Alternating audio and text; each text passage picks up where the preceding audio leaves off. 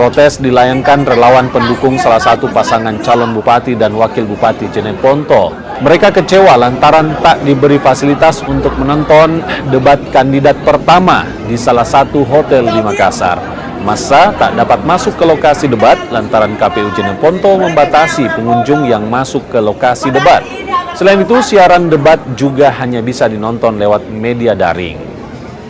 Untuk seluruh warga Kabupaten Jeneponto, hari ini kita lihat bahwa kegagalan KPU dalam rangka debat kandidat yang pertama untuk seluruh paslon Kabupaten Jeneponto itu saya anggap gagal.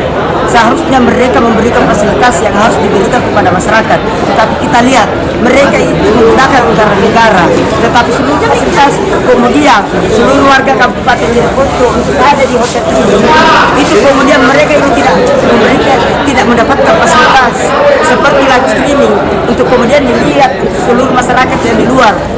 Jadi mereka itu hanya mengutamakan orang-orang tertentu. Apakah kami ini tidak penting untuk seluruh warga Kabupaten Jeneponto?